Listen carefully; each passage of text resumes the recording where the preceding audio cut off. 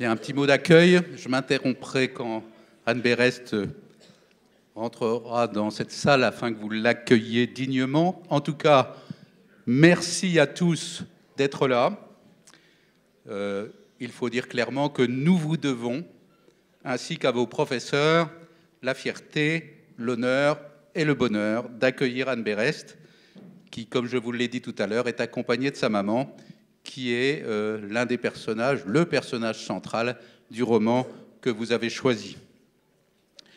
Nous saluons d'abord tous ceux qui sont loin, mais qui nous voient, grâce aux techniciens qui sont assis là-bas, c'est-à-dire nos amis belges du lycée français de Bruxelles, nos amis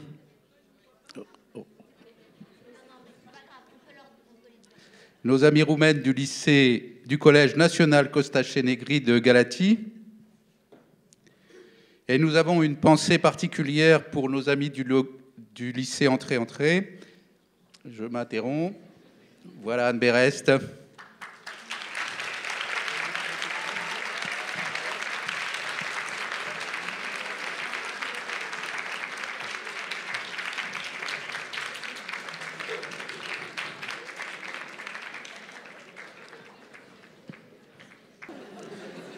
Alors sur l'écran, c'est une de vos collègues de Roumanie, voilà, qui suit en direct cette opération.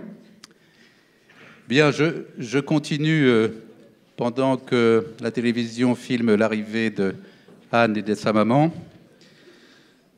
J'étais en train de dire que le lycée Auguste Renoir de Limoges n'avait pas pu nous rejoindre, ce qui est très dommage. Et donc, on a une pensée particulière pour eux et pour leur professeur, Madame Brunner, que nous aurions aimé rencontrer ici comme tous les ans. Bravo à tous, en tout cas, pour vos efforts de lecture et bravo pour le choix de ce magnifique roman qui résonne encore très fort dans notre esprit au milieu de notre actualité si troublée. Merci au lycée Saint-Jacques de Compostelle de Dax. Alors, les voilà. Au lycée Claude de France de Romorantin-Lantenay, au lycée des métiers du bâtiment SIAC d'Angoulême,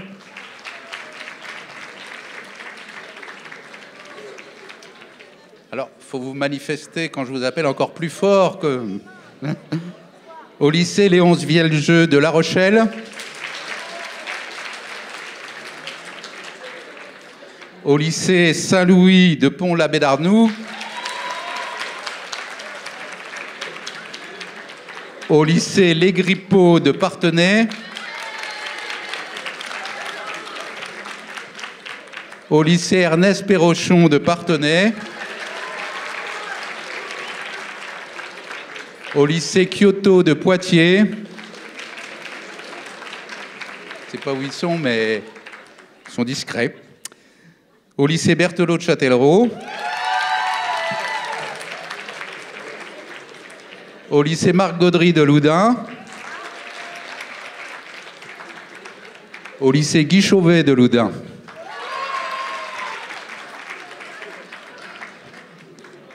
Merci à tous. Je ne vais pas vous infliger un long discours, car je suppose...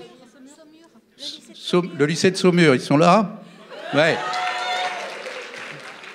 Je les avais oubliés. Impardonnable, oublier le lycée de Saumur, qui sont pourtant très fidèles à l'opération. Donc, comme je le disais, je ne vous inflige pas de discours. Je suppose que vous êtes impatient d'entendre Anne Berest répondre à vos questions. Et je vais tout de suite passer la parole à Claire Simon du rectorat de Poitiers, qui organise avec nous ce prix des lycéens.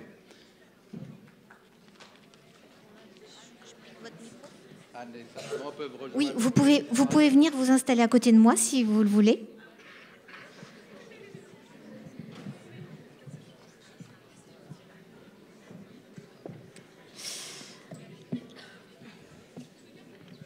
Merci beaucoup.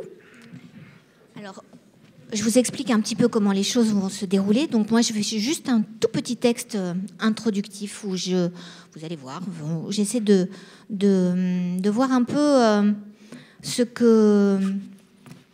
qui fait que vous êtes là aujourd'hui avec nous. Et puis dans un deuxième temps, moi, ça va être très très court. Et l'important, c'est surtout de laisser la parole aux élèves parce que je crois qu'ils ont beaucoup de questions pour vous.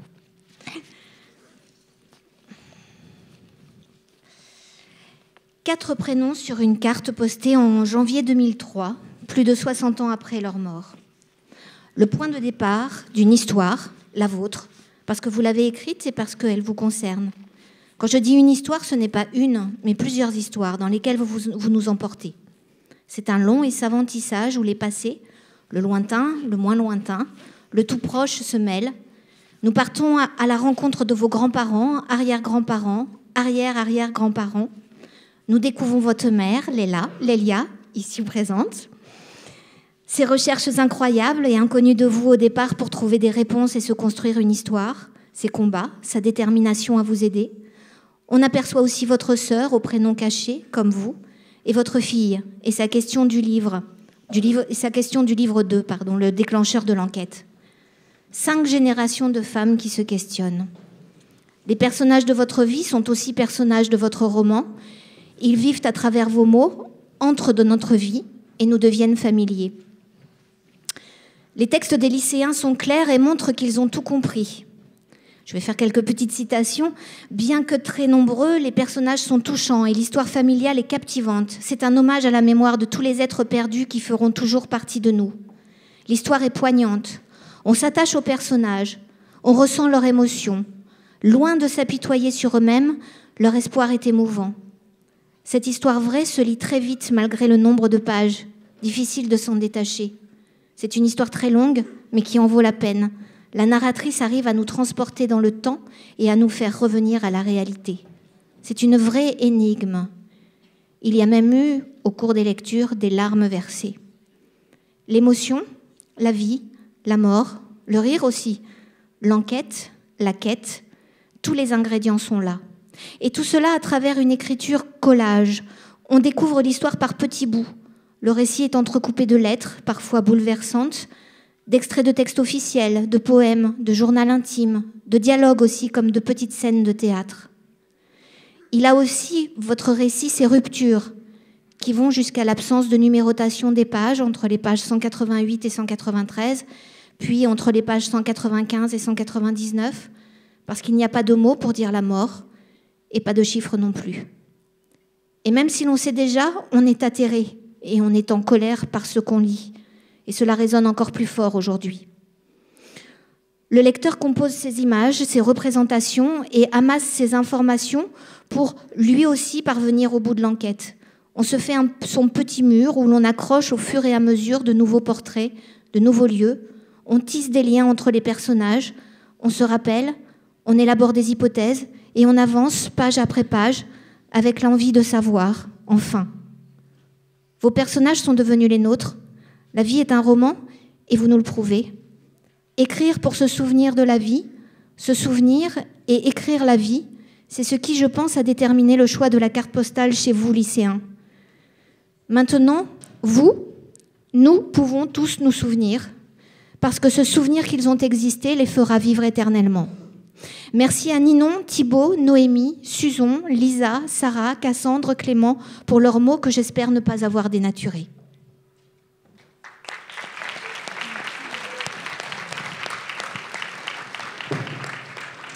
Alors, on ne va pas perdre plus de temps. Je vais vous laisser quand même un petit peu la parole pour nous dire un petit peu...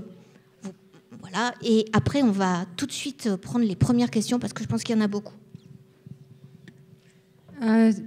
Tout à l'heure, j'ai rencontré déjà vos vice-présidents et présidentes.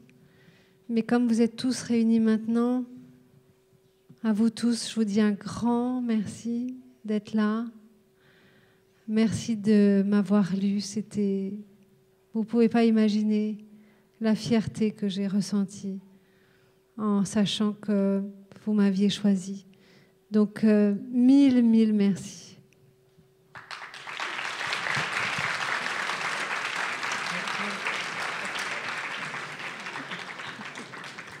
Un petit mot. Un petit mot.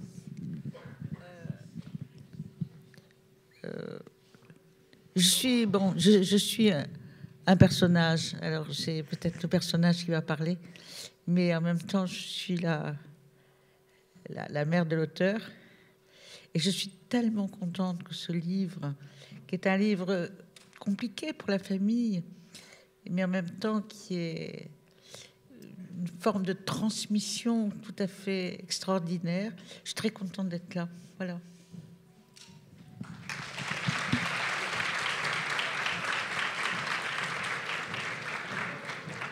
Et je crois qu'on est tous très contents d'être là, hein, surtout. Est-ce que le ou la personne qui a envie de poser la première question peut se manifester? Oui, bravo. Alors, est-ce qu'il y a un micro qui va circuler? Je ne sais pas. Oui. Alors, votre prénom, la ville, et puis vous posez votre question. Bonjour, je m'appelle Lucie, je viens de Saumur. Et ma question était, que pensez-vous de la célèbre citation de Churchill, « Un peuple qui oublie son passé n'a pas d'avenir ». Churchill était un très bon écrivain. Il avait le sens de la langue. Et cette citation, oui, célèbre de lui.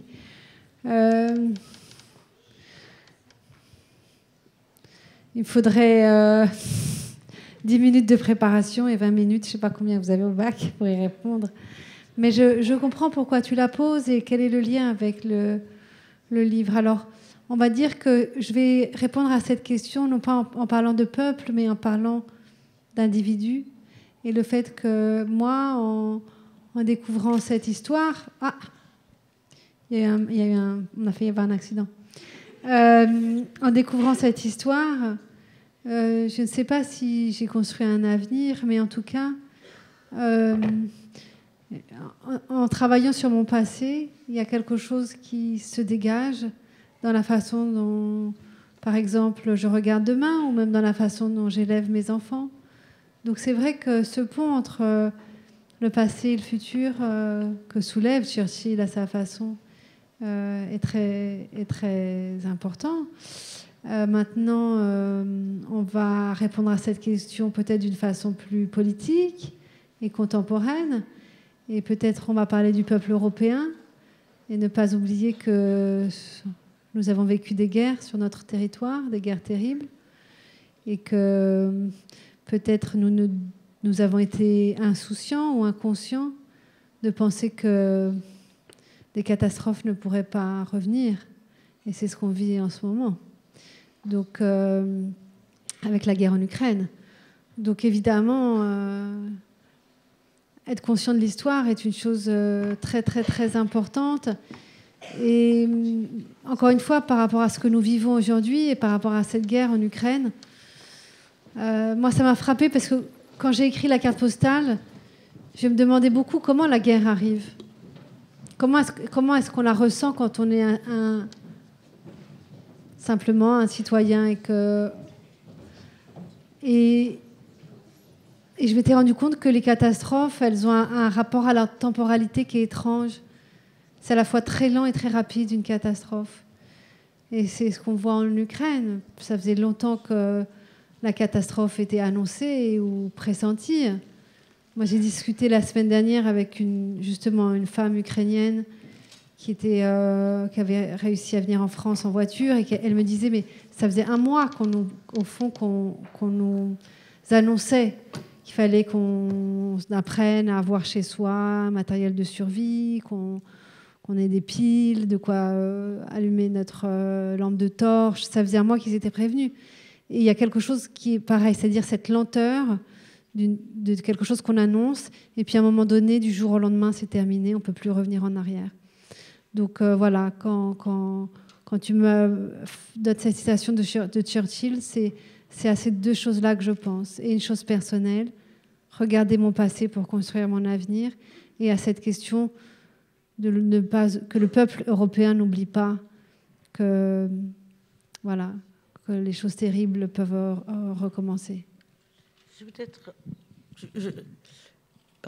Je vais peut-être rajouter un tout petit mot à ce que Anne a dit, parce que je suis la génération d'au-dessus.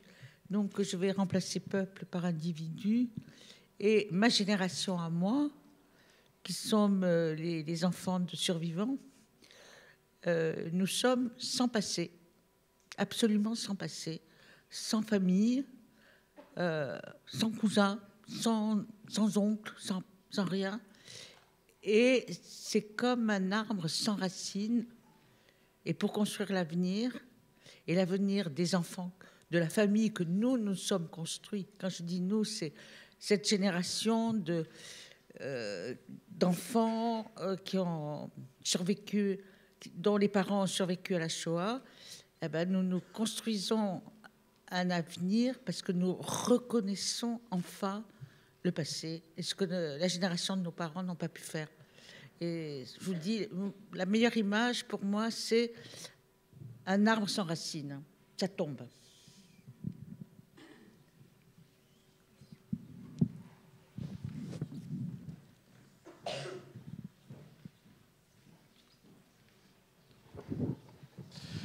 Titouan pour la ville de Châtellerault.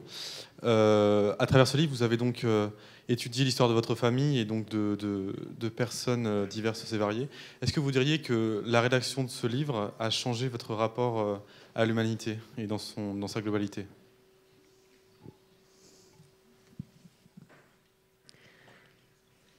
En tout cas, l'écriture de ce livre a changé des choses pour moi, c'est sûr.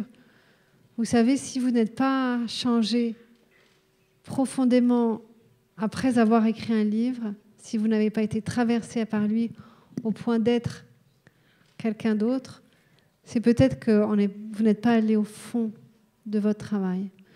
Donc ce livre, il a changé des choses en moi. Et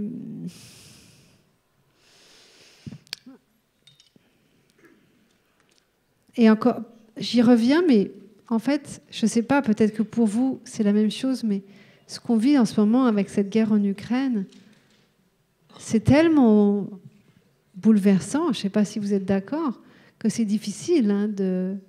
Nos pensées, elles reviennent toujours à ça. C'est tellement choquant ce qui se passe. Donc, au fond, ta question, elle me renvoie un peu à ce que je viens de dire. C'est en écrivant pendant 4 ans sur ce livre, c'est long 4 ans, je me suis vraiment penchée sur la nature humaine, ce qu'elle est capable de faire, les questions des frontières, des gens qui traversent des pays, des frontières qui sont ouvertes, qui sont fermées. Et en fait, ce livre, vraiment, ce qui me donne la sensation que j'ai aujourd'hui en ayant écrit ce livre, c'est de me dire, mais pourquoi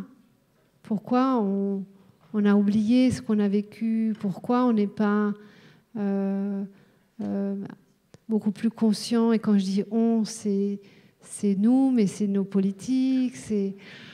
Tu vois, par exemple, moi, je m'en veux sur la question de l'Europe, de me dire, mais on a été un peu léger avec cette question de l'Europe, un peu inconscient. Moi, je me souviens, ma grand-mère, la maman de Lélia, c'était quelqu'un pour qui l'Europe avait un sens très fort, parce qu'en fait, l'Europe était le garant de la paix. Et si tu penses à Simone Veil, par exemple, Simone Veil, parmi ses grands combats, l'Europe a été un de ses grands combats. Mais parce que c'était des femmes pour qui la construction européenne était nécessaire, vitale. Et moi, j'ai la sensation qu'au fond, j'ai un peu oublié ça. Bien sûr, j'ai toujours été une Européenne convaincue, mais on est devenu un peu léger à un endroit. Et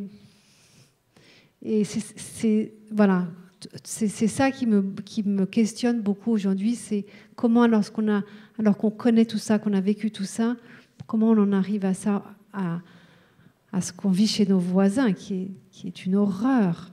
Donc, voilà. Oui, mademoiselle. Du coup, c'est moi qui l'ai. Ah non, parce que j'ai vu la jeune fille derrière. Excuse-moi, oui.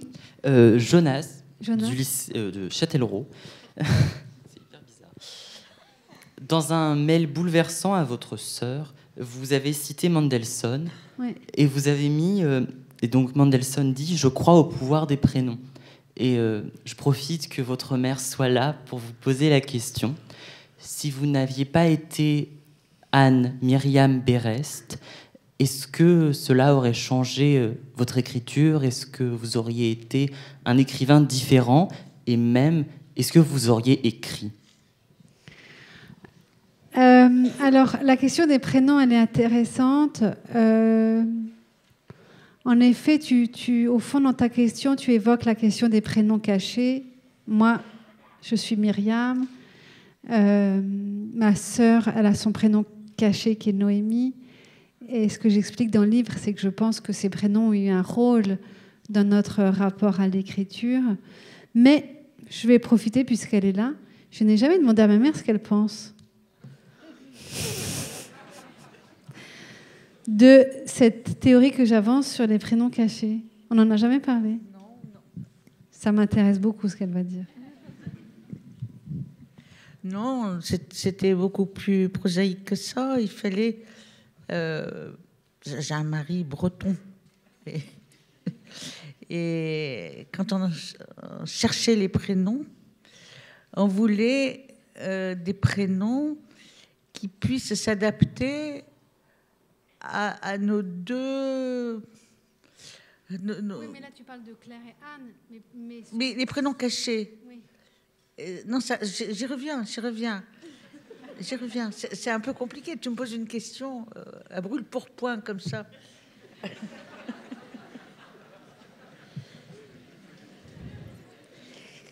Et c'était pas non plus des...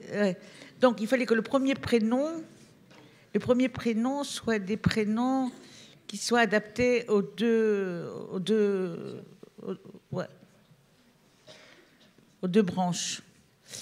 Et ensuite, il fallait que les prénoms qu'on allait donner en supplément, parce que soient des prénoms qui rappellent les deux familles, et forcément,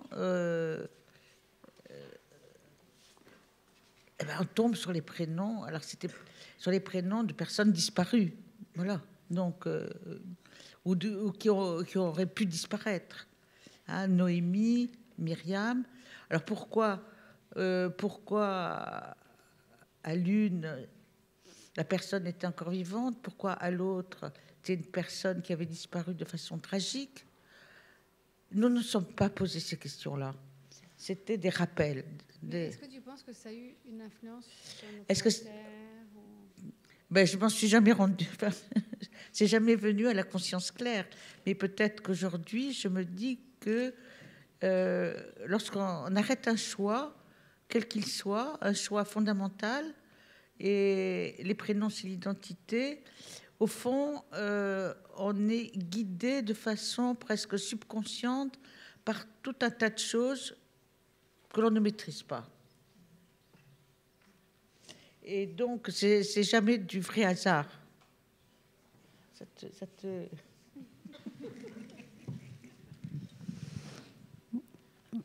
Vous voyez que dans mon livre, je n'ai pas raconté d'histoire. Hein.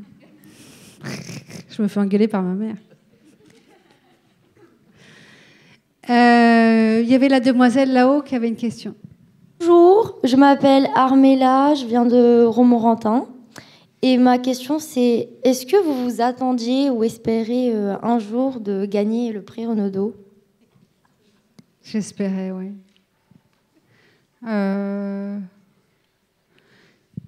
Les prix de lycéens sont des prix très, très, très, très respectés. Je ne sais pas si vous en avez conscience.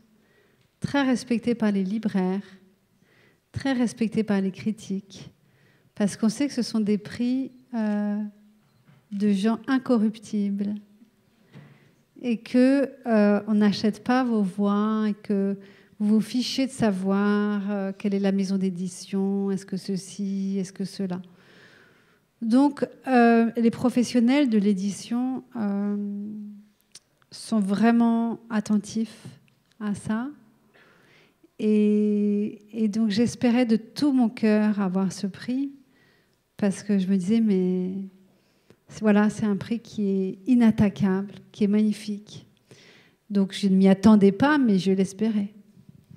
Et alors, pour la petite histoire, quand vous m'avez appelé pour me dire, ce jour-là, j'avais un rendez-vous avec un réalisateur pour lequel j'ai écrit un film, qui est un réalisateur, je ne sais pas si vous le connaissez, il s'appelle Raoul Peck. Il a fait ce documentaire génial qui s'appelle I'm Not Your Negro sur James Baldwin, qui était sur Arte. Ouais, pour HBO et Arte. Et c'est un homme que j'admire énormément, que je respecte énormément, et j'étais en rendez-vous de travail avec lui. Et je n'osais pas lui dire que j'attendais un coup de fil, et on était en train de parler, et c'était important, et je voyais le téléphone qui sonnait. Et je me disais, bon, j'ose pas décrocher, qu'est-ce que je fais? Et puis j'avais plein d'SMS tout d'un coup, mais décroche, c'est le Renaudot des... Alors j'ai dit au réalisateur, excusez-moi, il faut que je prenne cet appel. Voilà. Il m'a dit, mais bien sûr. Voilà.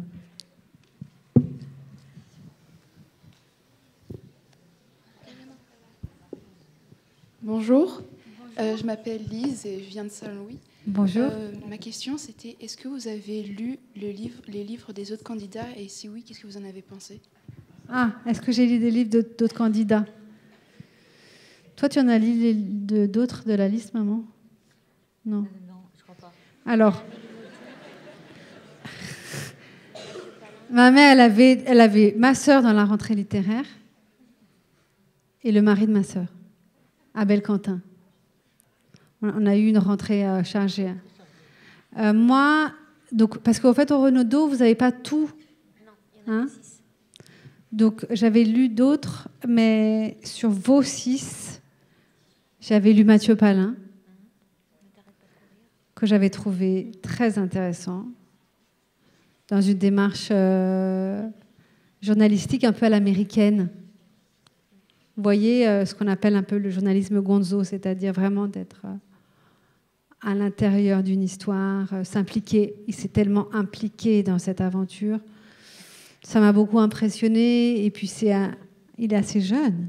Oui. Il est vachement bon, quoi. On se dit que c'est vraiment... Ouais. Moi, quand je l'ai rencontré, je me suis dit, waouh, c'est quelqu'un qui va compter dans les années à venir. Il va s'épanouir. Enfin, quelqu'un qu'on va regarder. Et évidemment, j'avais lu le livre d'Amélie Nothomb, Premier sang, sur son père, qui est un livre très touchant. Et puis, dans votre sélection, dans les 6 qui restaient, je crois que c'est tout. Ouais, je ne l'avais pas lu. Le rapport chinois, je ne l'ai pas lu. Et... Ah si, Sophie Avon, je l'ai lu. Une femme remarquable. Sophie Avon, je l'ai lu, on a fait un entretien ensemble. Alors, ce qui est vraiment dingue, je ne sais pas si vous vous souvenez, mais on s'est rendu compte avec Sophie Avon, dans le livre, la nourrice de ma mère, à Céreste, elle s'appelle Madame Avon. Et en fait, c'est quelqu'un de la famille de Sophie Avon. C'est incroyable. C'est dingue. Donc voilà, on en avait beaucoup parlé. Donc voilà, en fait, en tant qu'écrivaine, je lis beaucoup mes contemporains. Parce que j'ai besoin de savoir ce qu'ils font, où ils en sont. Et puis, comme on se rencontre beaucoup dans les salons littéraires ou les événements, on devient amis ou copains. Et alors, on est content de se suivre et de voir... le nouveau livre que tu as écrit, qu'est-ce que c'est. Donc voilà, je suis très, très... De la rentrée littéraire, j'ai lu beaucoup de livres.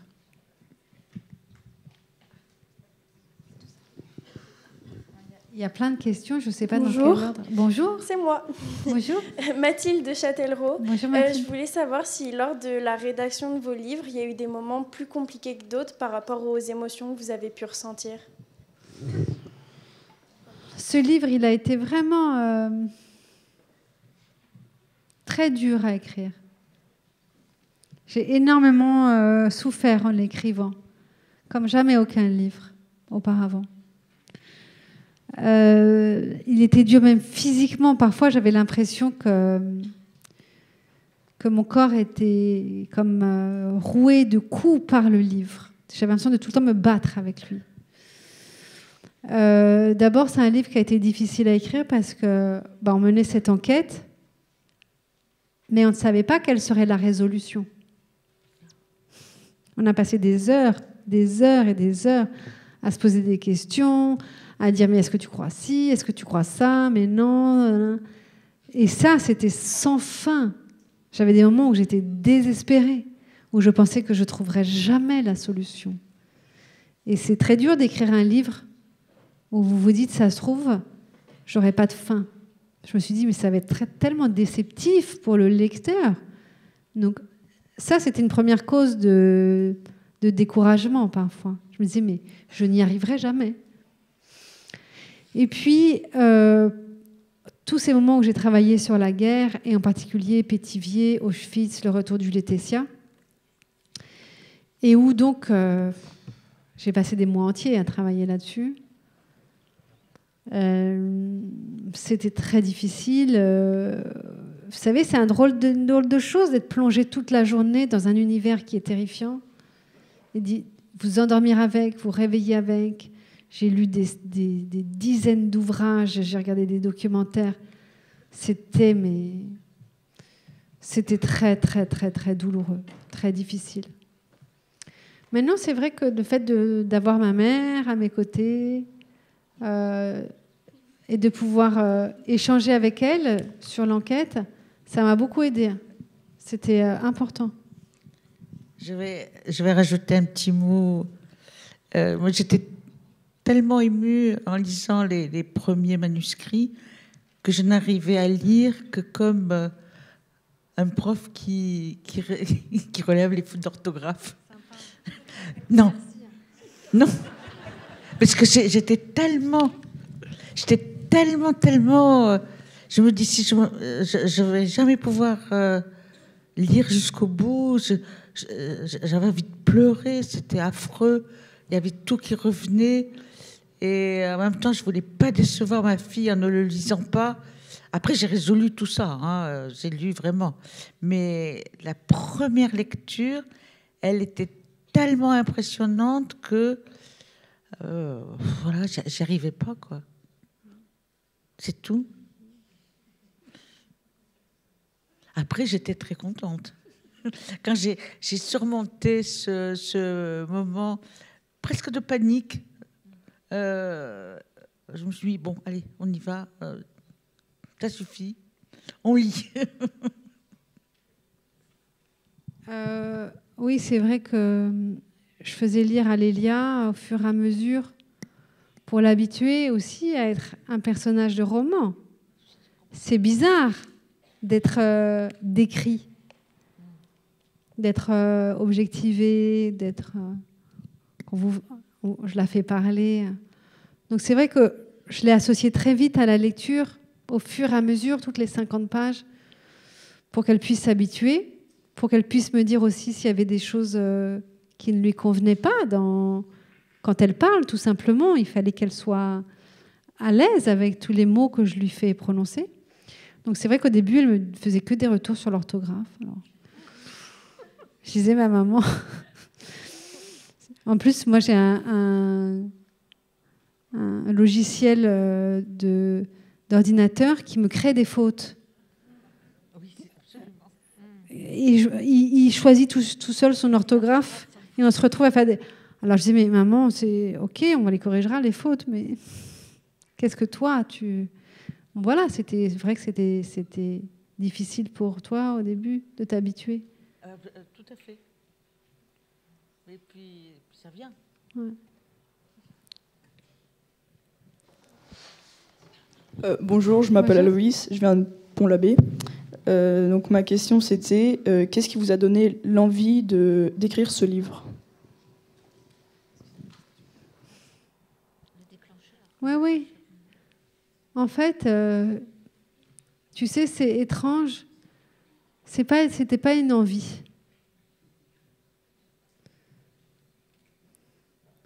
c'était une nécessité. En fait, je n'avais pas le choix que d'écrire ce livre. Mais donc il y a eu ce déclencheur que je raconte à l'école avec ma fille quand elle est rentrée de l'école très bouleversée, c'est ce que je raconte dans le livre. Ça a été vraiment le déclencheur.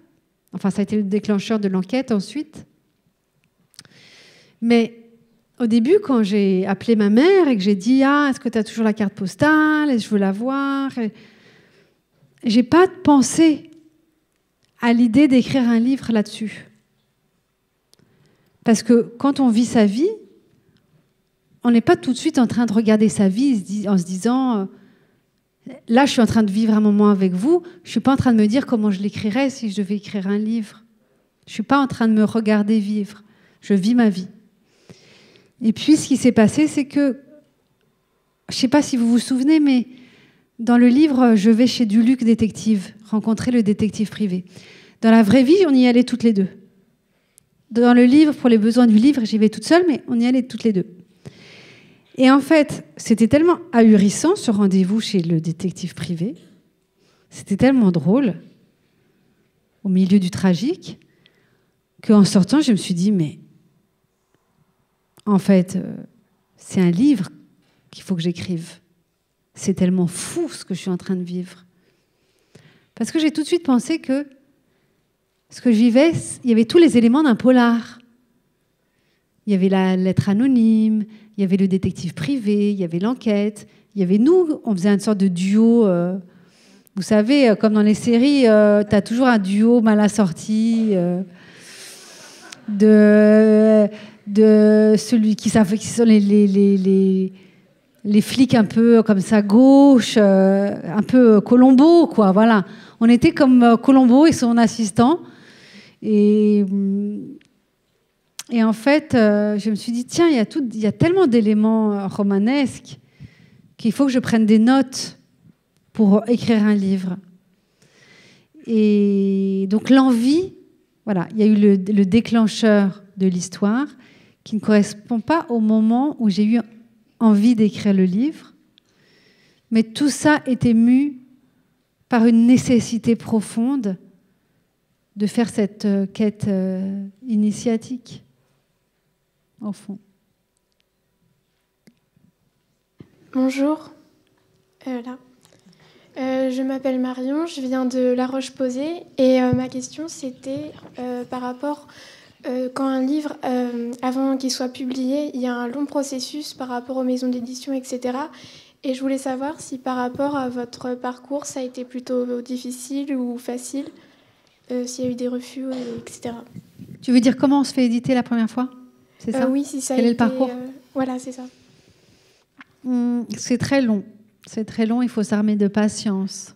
Je suis sûre que dans la salle, il y a des gens qui vont écrire parmi vous. Et il faut savoir que c'est un long chemin. Moi, j'ai mis 1 an entre le moment où j'ai envoyé mon manuscrit et le moment où j'ai trouvé un éditeur. Et 1 an, c'est très court. Très, très court. J'ai eu énormément de chance. La moyenne pour les gens, c'est 2-3 ans avant de trouver un éditeur. Donc, pour ceux d'entre vous qui un jour publieront, qui écriront, soyez patients. On a l'impression que c'est une éternité quand on attend. Moi, j'ai reçu tellement de lettres de refus. Tellement. Et il faut savoir que quand on est refusé par un éditeur, c'est que ce n'était pas la bonne personne. Donc, il ne faut pas se décourager. Et un jour, on rencontre la bonne personne. Il faut croire en ce qu'on est, en ce qu'on écrit. Bonjour, je m'appelle Iris, je suis à Saint-Louis dans Pont-l'Abbé. Est-ce que vous aviez toujours su que vous étiez destinée à écrire ou vous avez eu un déclic, un moment dans votre vie pour votre profession? Alors, nous, c'est un peu particulier. On vient d'une famille où il y a 2 écrivains. Donc, parce que ma sœur aussi, il y a 2 écrivaines. Moi, j'ai toujours aimé écrire. J'ai toujours rêvé d'être, que ce soit mon métier. Toujours rêvé d'être écrivaine. je trouvais que c'était le métier dans lequel il me semblait qu'on était le plus libre. Et j'ai pas tout de suite... j'ai travaillé pendant longtemps pour gagner ma vie, avant de gagner ma vie en écrivant. J'ai été salariée, j'ai travaillé en entreprise, j'ai enseigné, j'ai fait plein de choses. Et cette histoire d'être écrivaine, c'était un rêve parce que c'était l'idée de pouvoir travailler d'où qu'on soit, d'être... voilà. Mais donc voilà, ce rêve, je l'ai toujours eu, ma petite sœur aussi. Et moi, j'ai une famille où il y a un rapport à l'écriture qui est quand même très fort. Donc voilà, depuis mon enfance, c'était présent. Bonjour. Ah, c'est moi. Excusez-moi, j'ai rajouté. En fait, Anne était dans une famille où tout le monde écrivait. Alors, ce n'était pas des romans, c'était des écrits universitaires, de recherche. Mais on avait toujours une feuille blanche, un crayon à la main. Et puis, donc, ça crée une atmosphère où l'écriture n'est pas quelque chose d'absurde. Enfin, écrire n'est pas absurde. On peut gagner sa vie. Il faut attendre un peu, mais bon, je pense que l'environnement permet ça. Mais tu vois, par exemple, je me souviens quand j'étais petite de la machine à écrire de ma mère, à l'ancienne, hein, avec les... J'adorais taper sur les touches, mettre la feuille, on s'en mettait plein les doigts. Et puis après, je me souviens quand tu as eu la première machine à écrire électrique, alors là, c'est la révolution. Et puis après, quand tu as eu le premier ordinateur. Et donc, en fait, c'est vrai que ma mère, qui était assez avant-gardiste par rapport à ça, parce que tu as eu un ordinateur assez tôt, et donc il y avait des disquettes, enfin, c'était tout un monde qui me fascinait un peu, et qui n'était pas du tout répandu, hein, les gens n'avaient pas d'ordinateur. Mais j'ai toujours vu ma mère, oui, en train de taper des trucs à sa machine, et il y avait des feuilles qui se remplissaient, qui se noircissaient. Donc c'est vrai que je pense que on a, quand on vient d'une famille, mais pour d'autres familles, c'est vrai, si tes parents sont restaurateurs, tu vas avoir un rapport à la cuisine qui est particulier, l'environnement familial permet peut-être d'ouvrir une familiarité avec l'idée que en fait, c'est possible, on peut faire ça. Et puis, parfois aussi, c'est merveilleux, il y a des vocations de gens qui naissent dans des familles qui n'ont rien à voir et qui vont avoir cette vocation de autre chose. Voilà. En tout cas, moi, j'ai baigné dans cette atmosphère-là. Bonjour. Elle m'a pas écouté. Bonjour, je suis là. Je m'appelle Laura et je viens de Poitiers. Donc nous, on avait une question. C'était dans le roman, votre fille rencontre des problèmes à l'école et c'est ce qui déclenche l'enquête. Est-ce que cet événement, il est réel? Oui. Alors, donc je raconte, hein, c'est ma mère qui m'appelle le soir et qui me dit, voilà ce qui s'est passé à l'école. Et tout ce que je raconte, je le raconte exactement comme ça s'est passé. Absolument, tout est vrai, là. Il y a pas... C'est exactement comme ça. Et après, c'est marrant parce que quand j'ai écrit le livre, c'est mis 4 ans, et puis je ne sais pas pourquoi, à un moment donné, 1 an après ou 2 ans, je reparle avec ma fille. Peut-être qu'elle me demande sur quoi j'écris, ou je ne sais pas. Et je lui dis, mais tu te souviens, j'écris sur ce que tu avais dit à ta grand-mère, et puis ce qui s'était passé à l'école. Et elle avait oublié. En fait, pour elle, c'était une histoire d'enfant comme une autre, qui n'avait pas eu... elle était passée à autre chose. C'est marrant, cette chose de la mémoire.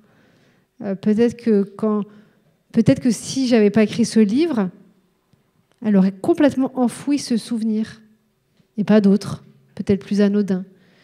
Donc ça, c'est un truc qui m'intéresse beaucoup, le mécanisme de la mémoire. Mais pour répondre à tes questions, oui, ça s'est passé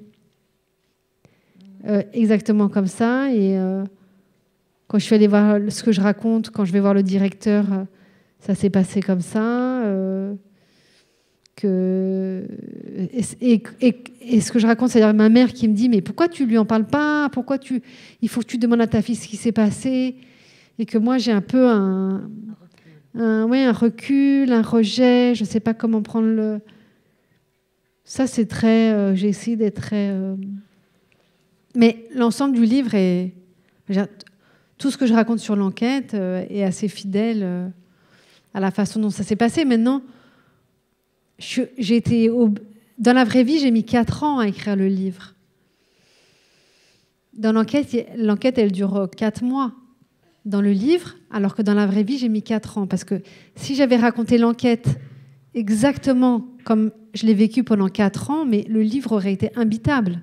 Ça aurait été vraiment d'un ennui mortel. Donc, pour le livre, j'ai raccourci le temps. Et je garde que les moments où il se passe quelque chose et où je comprends quelque chose sur l'enquête. Mais il y a eu des mois et des mois et des mois où je comprenais rien, où je patinais, où il se passait rien. Et pour vous donner un autre exemple, dans le livre, il y a ce moment où Lélia et moi, on va dans le village où la famille a été arrêtée. Et dans le livre, on y va toutes les deux, et ça se passe tout se passe en une matinée. Et tout s'enchaîne, les rendez-vous chez les voisins qui nous emmènent. Bon, dans la vraie vie, ça ne s'est pas passé comme ça. Dans la vraie vie, il y a un rendez-vous que je raconte où moi, je n'étais pas là. C'est ma mère qui l'a fait il y a 10 ans, 15 ans, avec... Mais donc, un rendez-vous, le rendez-vous où elle rencontre cette femme qui s'appelle Myriam, parce qu'elle est la fille de la femme de ménage des Rabinovitch. Bon, ça, c'est quelque chose que Lélia a vécu. Elle a rencontré cette femme, mais moi, j'étais pas là. Mais elle me l'a raconté. Donc, je l'ai mis dans le livre. Il y a un autre rendez-vous avec un voisin que j'ai eu, mais qui s'est passé pendant le confinement. Et donc, le rendez-vous s'est fait au téléphone. La femme qui allait chercher des pommes chez eux et qui se souvenait que sa mère les avait vus partir en chantant, etc. Donc, si j'avais raconté tous les événements que je raconte et tous les rendez-vous sont vrais, mais ils ne se sont pas passés sur une journée. Ils sont étalés sur 15 ans. Et si j'avais raconté tout ça sur 15 ans, mais le livre, d'abord, il aurait fait 3000 pages. Et ensuite, vous auriez été complètement perdu. Donc, c'est pour ça qu'il y a écrit roman sur la couverture, parce que je raconte à ma façon. Mais c'est un roman de choses vraies. Je vais juste rajouter quelque chose. C'est... lorsque je faisais comme ça des recherches, il y a très très longtemps, j'ai commencé vers les années 2000, en fait, de façon presque prémonitoire, immédiatement, je notais, et je mettais ça sur une disquette, sur une clé USB après, etc. Voilà, et au fond, il y a un fond de mini-billets que Anne a pu ressouder. Et d'où aussi le fait que c'est un roman, parce que c'est aussi des parcelles comme ça de choses unifiées. Ouais. Bonjour. Arnaud de La Rochelle. Donc, comment a réagi votre famille et votre entourage quand vous leur avez annoncé que vous allez écrire un livre dévoilant publiquement vos secrets et votre histoire de famille? Alors, en fait, très vite, je leur ai dit que quand j'ai eu l'idée d'écrire le livre, donc comme je disais, quand on est sorti du livre détective et que je me suis dit, waouh, c'est quand même dingue ce qu'on est en train de vivre, tout de suite, je me suis dit, il faut que j'en parle aux autres membres de la famille. Et en particulier, je voulais être sûre que ma petite sœur, qui est écrivaine aussi, qu'elle n'ait pas la sensation que je puisse puiser un terreau, un matériel romanesque qui aurait pu peut-être l'intéresser. Donc, j'en ai parlé tout de suite. Et elle m'a dit, non, vas-y, moi, c'est pas une chose sur laquelle j'aurais eu l'idée d'écrire. Donc, elle m'a, comme ça, donné un blanc-seing, enfin, une une autorisation de parler de ça. Ensuite, ma mère, forcément, elle savait. Et donc, comme je disais, je lui faisais lire au fur et à mesure. Et ensuite, sur les autres membres de la famille, en fait, ce que j'ai fait, c'est que quand j'ai eu terminé une première version du manuscrit, j'ai dit à tout le monde, ceux qui veulent lire peuvent lire, me demandent le manuscrit, parce que comme ça, s'il y a des choses qui vous conviennent pas ou avec lesquelles vous n'êtes pas confortable, comme ça, je pourrais les changer avant la parution. Mais tout le monde était, tout le monde était content de... Tout le monde était content du livre. Hein.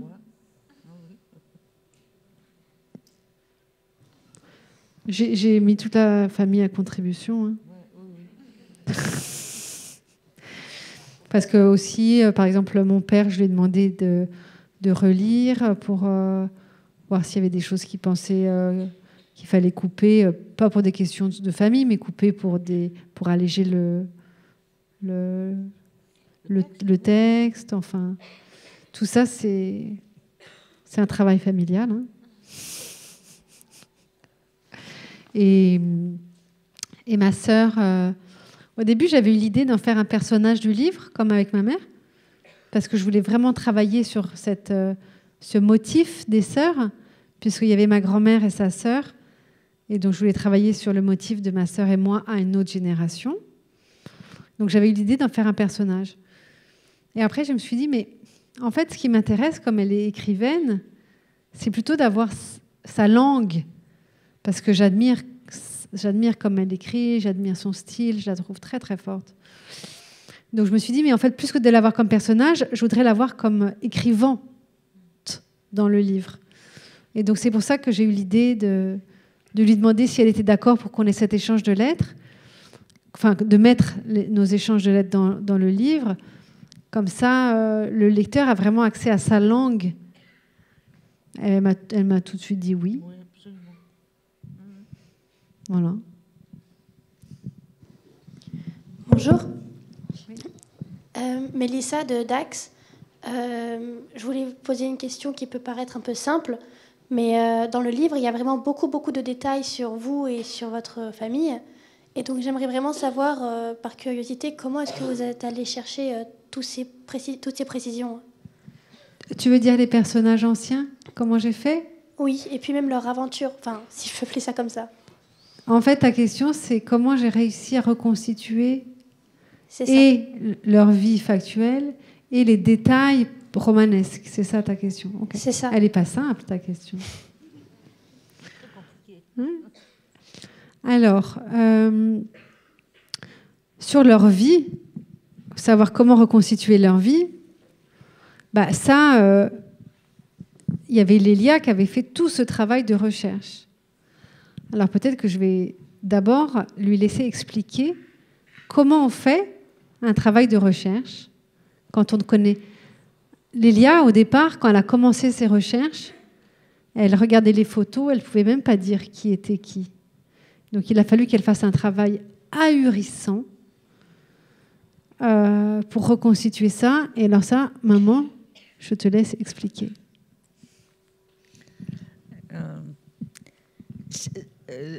L'aventure est simple et compliquée. Simple parce que, en fait, en France, on a des archives nationales, départementales, communales, extraordinaires. Vous ne pouvez pas vous imaginer les trésors qu'il y a à l'intérieur.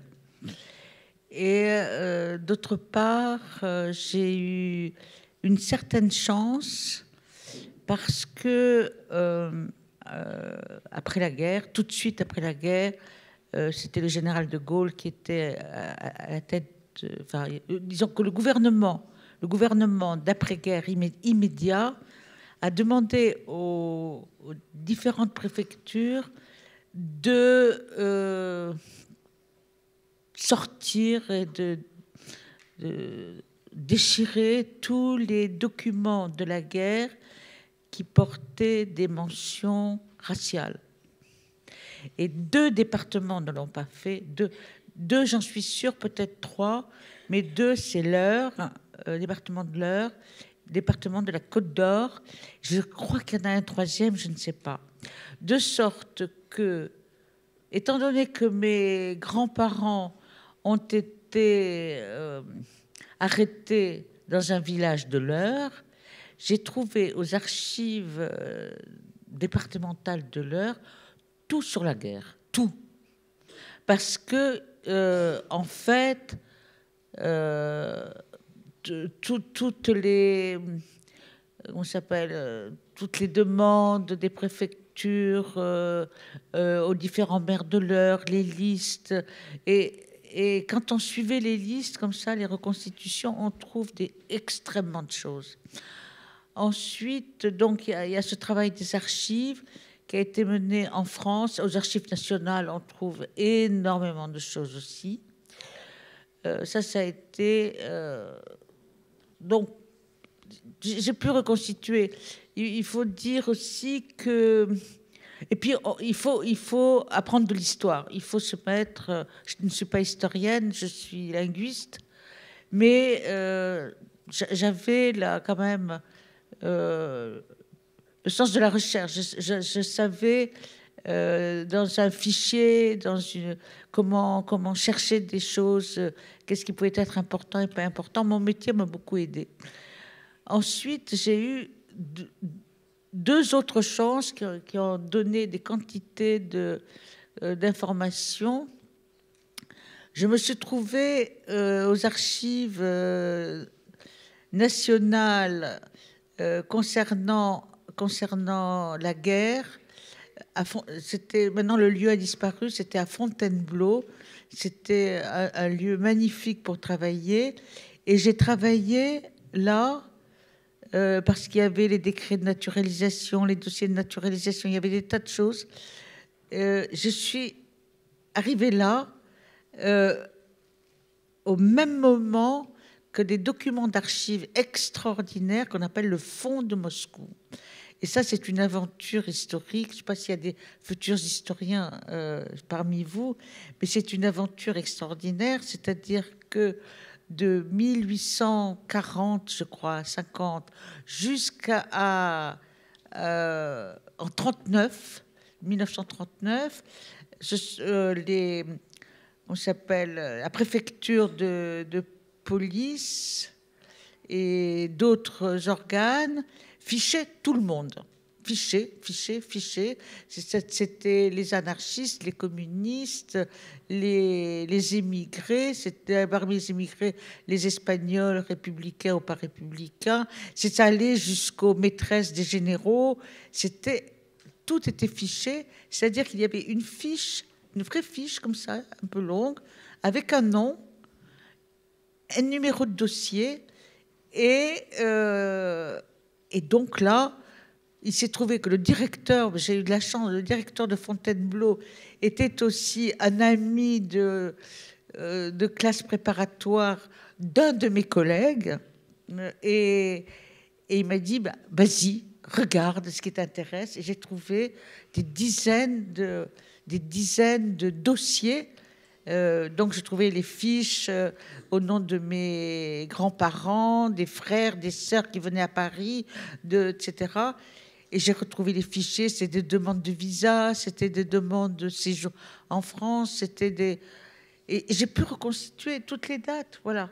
C'était extraordinaire. Maintenant, je sais qu'on n'y a plus accès. Il faut passer par les microfilms. C'est beaucoup moins amusant. Mais c'était un moment d'histoire pour moi. Et la troisième chose qui m'avait été signalée par des collègues aussi, parce qu'on finit par connaître des historiens à force d'être comme ça à chercher des choses en histoire. Un collègue historien me dit, mais regarde donc, à Nanterre, il y a une bibliothèque qui s'appelle la BDIC, et il me semble qu'il y a des choses sur les émigrés russes. Et là, j'y vais, donc il faut y aller. C'est toujours, on demande une carte, il faut s'inscrire et tout. Et effectivement, je trouve un échange de lettres avec une sœur aînée, la sœur aînée de mon grand-père, qui était restée en Russie, exilée par Staline avec son mari, etc., en Sibérie, et qui écrivait à sa belle-sœur à Paris. Et je trouve toutes les lettres en russe. Alors, je ne connais pas le russe, mais j'ai trouvé une très, très bonne traductrice, d'où l'histoire, qui est absolument vraie, qui est dans le roman de Ephraïm. Et, voilà. Et ça vient de ce que j'ai trouvé dans les lettres. Dans les lettres. Et après, bon, il ne faut pas hésiter non plus à parcourir l'Europe. Je suis allée à Varsovie, je suis allée à Prague, je suis allée à Berlin, je suis allée à Yad Vashem, bref, j'ai un peu tout fait, quoi. Et chaque fois, on trouve des petits bouts, et quand on rajoute les petits bouts, bah, ça fait un roman à la fin. Oui. Bonjour. Bonjour. Je suis Raphaël de Saint-Louis. Bonjour Raphaël. Et je voulais savoir si vous étiez totalement satisfaite, enfin, si vous estimez être allé jusqu'au bout de vos recherches et de votre réflexion dans le livre.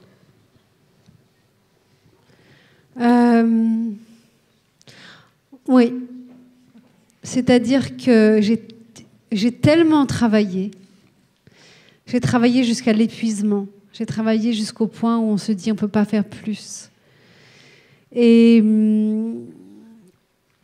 donc voilà, je me dis, j'ai écrit ce que je pouvais faire de mieux à ce moment-là de ma vie. J'ai pas de regrets. Voilà.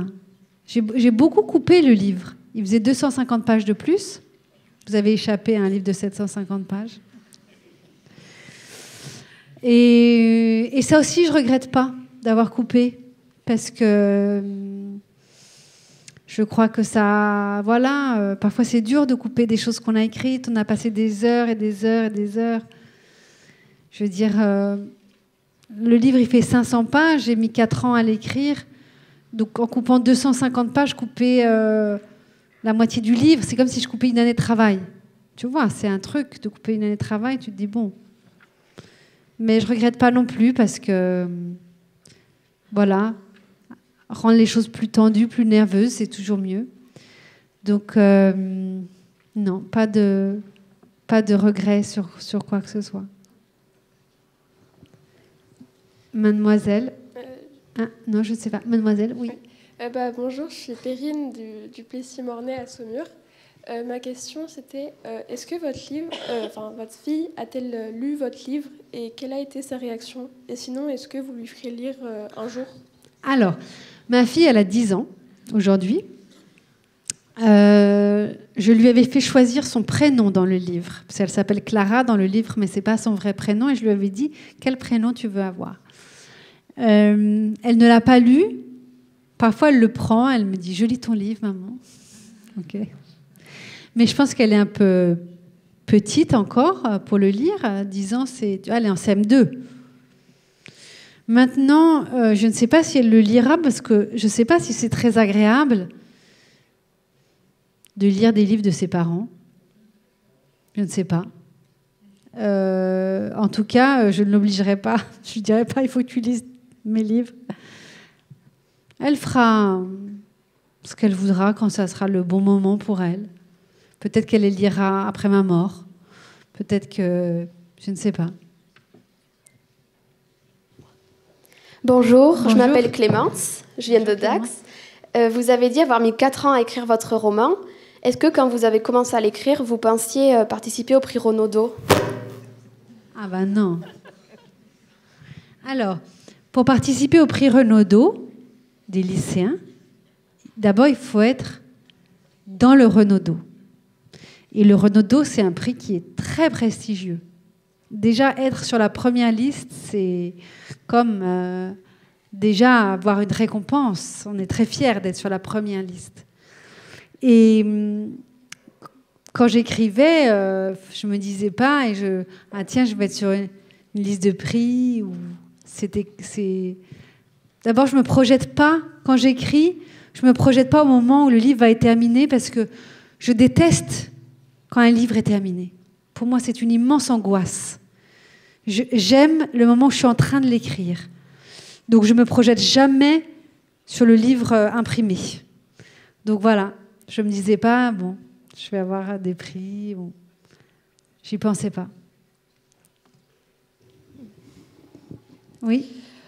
Bonjour, moi c'est Léonie, je suis de Saumur aussi. Je voulais savoir si vous aviez un endroit ou un moment préféré dans la journée qui vous inspire pour écrire. Alors, peut-être que je tiens ça de ma mère aussi, parce que moi j'adore écrire le matin, très tôt. Toi aussi, non?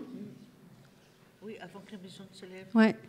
Donc, mon moment préféré, quand je me réveille, c'est de tout de suite, je prends même pas de petit déjeuner, je prends même pas un café, j'ouvre les yeux et hop, je commence à écrire. Ça, c'est vraiment pour moi l'idéal.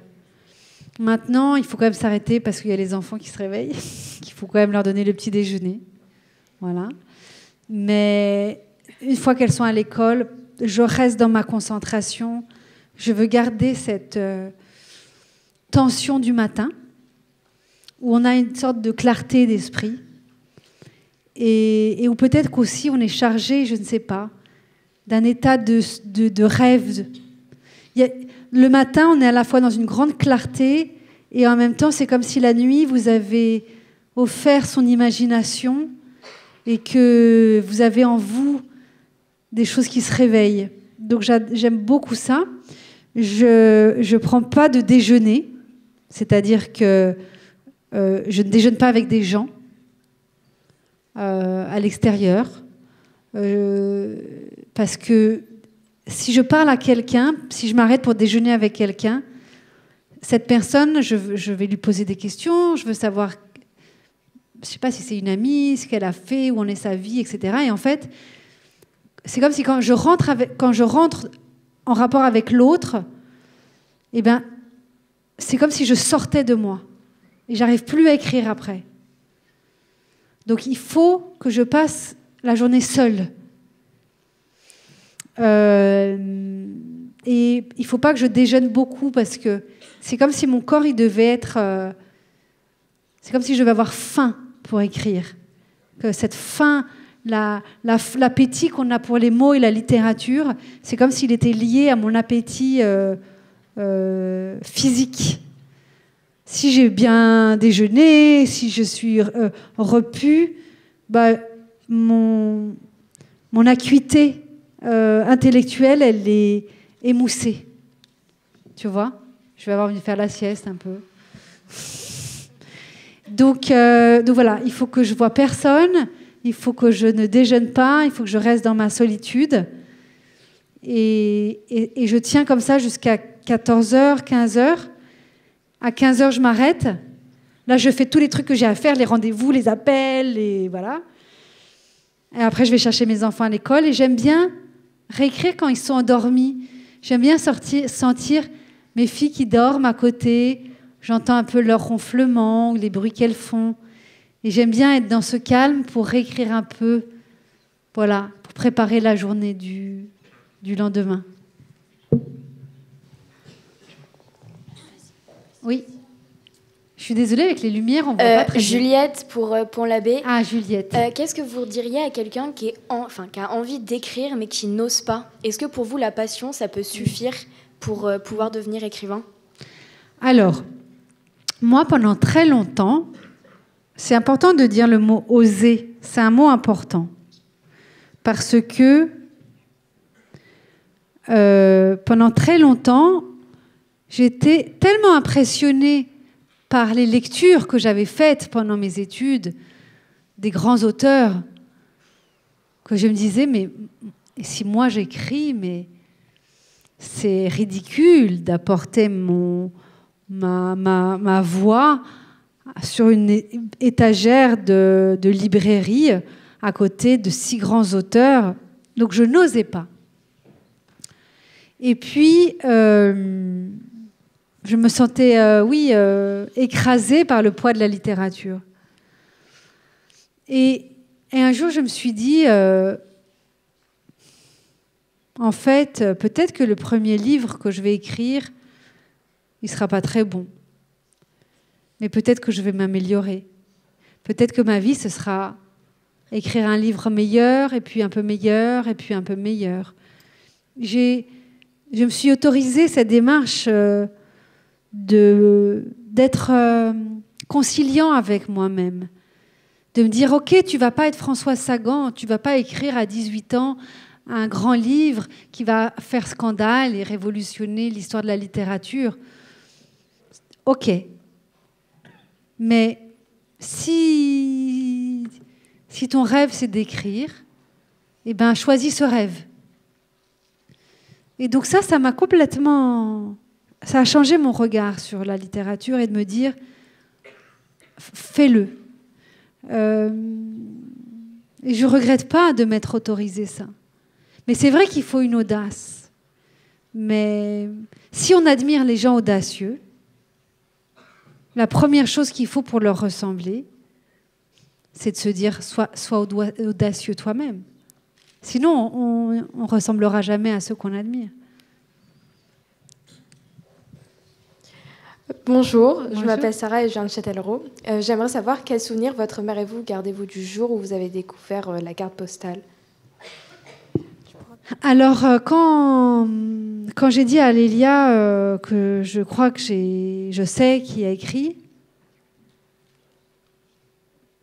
on est resté sans voix un peu. Absolument. On s'est dit, c'est pas possible. C'est fou. C'est fou, c'est trop simple. Et en fait, on était tellement sans voix que, tu vois, j'avais pensé à écrire d'autres choses. Si tu veux, il y a la fin du livre, mais j'ai fait d'autres tentatives pour écrire ce que je ressens après ou ce qui se passe. Mais au fond, de terminer sur cet aspect très abrupt était la technique narrative qui correspondait le plus à ce que nous avions vécu, de se dire « Ok, c'est ça là. » Voilà. Et je me disais, ce choc, c'est par la fin comme ça, oui, abrupte, que je vais pouvoir le faire ressentir au lecteur, plutôt que de lui décrire notre choc. Oui. Bonjour, je m'appelle Charlie et je suis de Loudun. Et je voulais savoir si la couverture, c'est vous qui l'aviez choisie, et est-ce qu'elle vous plaît, la couverture du livre? Celle-là, tu veux dire, hein? Avec oui. Ce bandeau-là, tu parles du bandeau. Et la couverture en général aussi, le fait que ce soit sobre. Alors, la couverture d'un livre, on ne la choisit pas. Si tu veux que moi, je suis éditée dans cette collection. Et donc cette collection, tous les livres de cette collection vont avoir cette couleur, cette matière, cette typo. Tu vois, par exemple, moi, j'aurais préféré qu'il y ait une majuscule à carte. Parce que normalement, dans la règle orthographique, sur les titres, on met toujours une majuscule au titre. Et s'il est précédé d'un article, le rouge et le noir, tu mets la majuscule à LE et la majuscule à R. C'est la règle d'orthographe. Et comme moi, j'aime bien respecter les règles d'orthographe, j'avais envie qu'il y ait un majuscule à C. Ça me faisait bizarre qu'il n'y ait pas de majuscule. J'avais l'impression qu'il y avait une faute. Mais la règle de cette collection, elle est comme ça. C'est la règle, c'est comme son costume. C'est comme son costume. Donc tu ne choisis pas le costume. Tu ne choisis pas la couleur. Tu ne choisis pas... rien. Tu choisis rien. La police. Donc voilà. Donc ça, c'est une première chose. Et c'est comme ça pour tout livre confondu, toute maison confondue. Maintenant, ce qu'on peut choisir, c'est la jaquette, ce qu'on appelle le bandeau ou la jaquette. La jaquette, c'est quand c'est grand. Le bandeau, c'est quand c'est plus petit. D'abord, tu choisis pas vraiment si tu mets une jaquette ou pas une jaquette. Ça, c'est ton éditeur qui décide. Pourquoi ? Parce que ça coûte cher.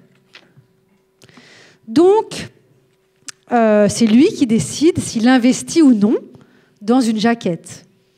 Donc, vous voyez, souvent, c'est à cette jaquette qui va avoir une image plus attractive que la collection qui est un peu neutre et sobre. Vous voyez de quoi je parle, hein ? Et donc, moi, mon éditrice, on s'était mis d'accord qu'il allait y avoir un bandeau, comme ça. Et moi, j'ai dit, pour moi, c'est très important que sur le bandeau, il y ait la carte postale, recto et verso, parce que je voulais que le lecteur puisse avoir le vrai objet.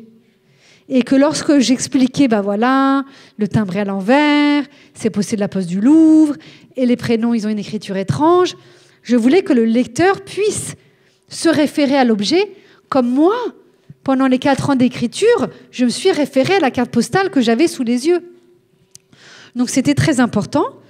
Et là, par exemple, pour les traductions étrangères, où on me demande ce que je veux sur la jaquette, et ben à chaque fois, je dis non, je veux pas ma photo, je veux pas la photo de je sais pas qui. Moi, ce que je veux, c'est la reproduction de la carte postale. Voilà. Mais je pense que c'était un bon choix, parce que j'ai l'impression que c'était agréable pour le lecteur d'avoir l'objet sous les yeux, non ? Ouais. Et ça ancre, voilà, dans le. Et c'est pour ça que quand il y a eu le bandeau prix Renaudot des lycéens, j'ai demandé à ce qu'au verso, on ait quand même la carte postale. Les bandeaux, c'est un argument important pour la vente. Bah oui, et constate qu'il y a bien au verso. Mademoiselle ? Je m'appelle Marie-Sarah, je viens de Saint-Louis et j'aimerais savoir quel est votre roman préféré et si vos lectures ont impacté votre style d'écriture. Ah, alors, mon roman préféré. Alors, il y a 2 questions. Je vais d'abord répondre à la seconde. Est-ce qu'il y a des romans qui ont impacté mon écriture ? Oui. À chaque fois que j'écris un livre, il y a des livres qui sont comme le parrain ou la marraine de mon livre. C'est-à-dire des livres qui sont des référents. Pour la carte postale, mes grands référents, c'était Les Disparus de Mendelssohn, qui est une enquête. C'était Modiano, l'œuvre de Modiano, en particulier un pédigré. C'était Irène Nemirovsky, une suite française. Donc, c'est des livres qui sont comme des piliers auxquels je reviens sans cesse pour m'en inspirer, m'en nourrir et qui m'aident. Mais sur d'autres livres, sur mes autres livres, ça va être d'autres romans qui vont être les parrains et marraines du livre. Alors, ensuite, mon roman préféré, c'est très difficile de répondre à ça en général, parce que j'ai tellement de livres que j'aime tellement la littérature, que je pourrais te dire mon roman préféré d'une femme du 20e, mon roman préféré d'un homme du 19e, ma comédie préférée. Là, la liste, elle est trop grande pour y répondre. J'aime tant la littérature. Les livres sont mes compagnons. 1 ou 2. Alors, quelques indications à votre âge. On va dire, quels sont les livres qui m'ont bouleversée à votre âge, qui ont été des révélations. Marguerite Duras, vraiment, à votre âge, j'ai été traversée par elle. Très, très, très, très, très important. Et puis,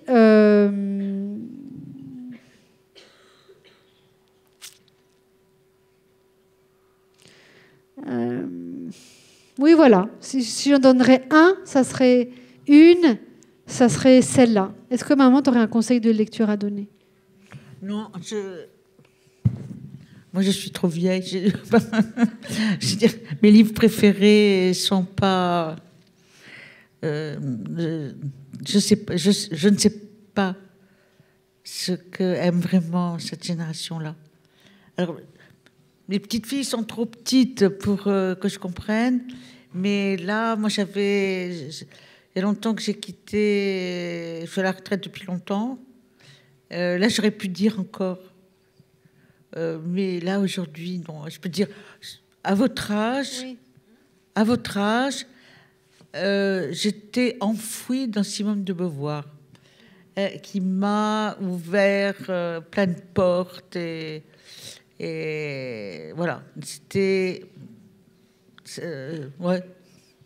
Et puis Sartre, on est juif dans le regard des autres, voilà, ça m'avait... voilà, c'est ça. Mais maintenant, pour aujourd'hui, je ne sais pas, hein, je suis timide par rapport à cette génération. Bon. Bonjour. Bonjour. Ah oui, je vois. Je m'appelle Amélie, je viens du lycée Claude de France de Romorantin. Et notre question est envisageriez-vous ou accepteriez-vous une adaptation cinématographique de votre roman ? On me l'a proposé. On m'a proposé des très bons producteurs, d'ailleurs. On m'a proposé de faire un film.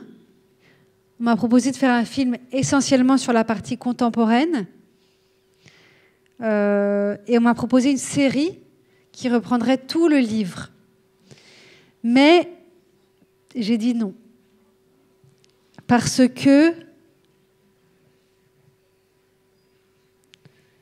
pour moi, c'est tellement intime et personnel, cette histoire, que je ne me sens pas prête à la voir adaptée en images par quelqu'un d'autre.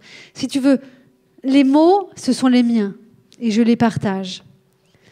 Mais quand c'est incarné par des êtres, ce sont des images qui sont extérieures à toi. Je ne suis pas prête à ce qu'il y ait une actrice qui joue ma mère, par exemple. Ça serait une expérience épouvantable, trop bizarre. Ou quelqu'un qui elle va, oui, jouer moi ou jouer ma fille. C'est trop bizarre. Donc, j'ai dit non. Peut-être que je changerai d'avis quand le livre sera plus détaché de moi. Mais là, pour l'instant, c'est impossible. Bonjour, je m'appelle Léana. Là. Je viens de Pont-l'Abbé d'Arnoux. Et donc, j'aimerais savoir... Tout à l'heure, vous nous aviez dit qu'il y a des éditeurs qui ont refusé votre livre. Est-ce que vous en savez les raisons ou pas ? Qu'est-ce qu'ils reprochaient au livre ? Donc, qui ont refusé mon premier livre. Hein. Quand j'ai voulu devenir écrivain et que j'ai envoyé mon premier livre, j'ai des éditeurs, j'ai eu plein de lettres de refus avant de trouver mon éditrice qui allait me dire oui pour mon premier livre. Alors pourquoi ? Tu sais, les premiers romans, c'est toujours des objets imparfaits. Donc, il faut qu'il y ait un éditeur qui se dise « Ok, je vais aller avec cette personne et je vais l'accompagner pour qu'elle puisse améliorer son... » C'est un gros investissement pour un éditeur. Et ceux qui m'ont dit non... peut-être qu'ils n'avaient pas assez d'affinité avec... Tu vois, je me rends compte en te parlant que c'était principalement des hommes, alors que c'est mon éditrice que j'ai rencontrée. Comme mon premier roman, c'était un sujet très féminin, peut-être qu'elle s'est sentie en résonance avec ce sujet et qu'elle s'est dit, bon, voilà, c'est avec elle que je vais partir pour... Tu sais, quand tu reçois une lettre de refus, on ne te dit pas tellement pourquoi. On dit juste merci d'avoir envoyé votre manuscrit qui a retenu notre attention, mais malheureusement, c'est un peu toujours la même lettre type. Tu sais pas trop. Mademoiselle ? Non. Si. Bonjour. Bonjour. Ici. Ambre du lycée Guichevet à Loudun. Alors moi, ma question, elle est assez simple. Je voulais demander, ici, là. Ah, ça y est. Okay. Pardon, mais avec la lumière, tu sais, on voit pas bien. Mais c'est pas grave. Est-ce qu'on se sent grandi quand on écrit un livre sur soi? Très intéressant. Très intéressant.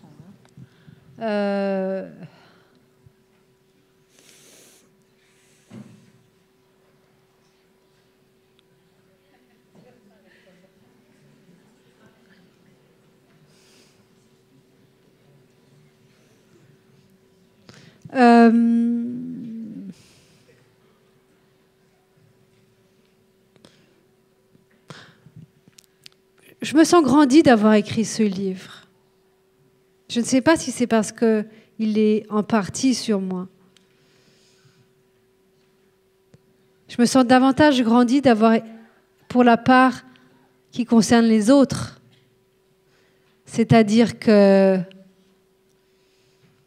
j'ai la sensation, en redonnant vie à ces personnages, que je les ai fait vivre à l'intérieur de moi.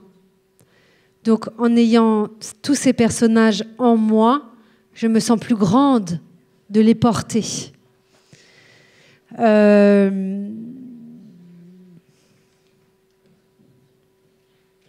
Voilà. Ma fierté ou mon épanouissement, il est plutôt à l'endroit des autres que de moi-même. Maintenant, j'ai quand même fait un travail sur moi. Et quand on réfléchit, qu'on se pose à un moment donné pour se dire, voilà, au fond, quelles sont les questions que je me pose, comment j'y réponds, on se sent non pas peut-être grandi, mais plus clair. C'est comme si avant, j'étais quelqu'un d'un peu flou, et maintenant, mes contours sont plus clairs, plus précis. Donc, je me sens grandi d'avoir écrit sur les autres et précise d'avoir écrit sur moi.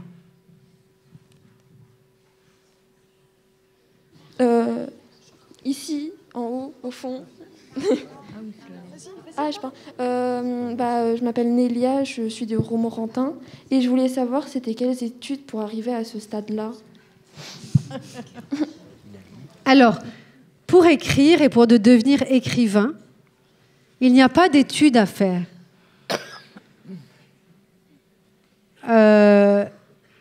J'ai des amis écrivains qui ont fait des études d'histoire ou qui ont été d'abord salariés dans des entreprises.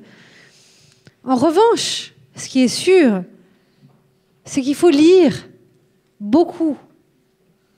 Parce que lire vous apprend et vous montre un chemin, ou vous donne des solutions.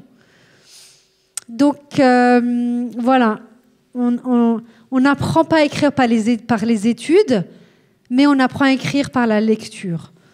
Donc, quand vous faites des études littéraires, évidemment, votre objet d'étude, c'est la littérature, mais ce n'est pas du tout obligatoire. Moi, j'ai fait des études de littérature. J'ai fait ce qu'on appelle des classes préparatoires, Hippocagne, Cagne. Et puis après, j'ai tout de suite travaillé, en même temps que je faisais mon mémoire de maîtrise. J'ai fait un mémoire de maîtrise sur la dramaturgie baroque. Et en même temps, je travaillais. Et ensuite, donc voilà, j'ai travaillé pendant... 5-6 ans. Ouais, un peu plus, ouais. 5 ans rond-point. Ouais, 7 ans. Voilà. Bonjour. Bonjour. Ici. Oui, bonjour. Je m'appelle Robin Geffard et je viens du lycée Ernest Perrochon à Parthenay. Et j'avais une question qui s'adressait davantage à votre maman. Est-ce que vous avez eu, est-ce que vous auriez eu l'idée, vous, avant de faire ce que votre fille a fait ?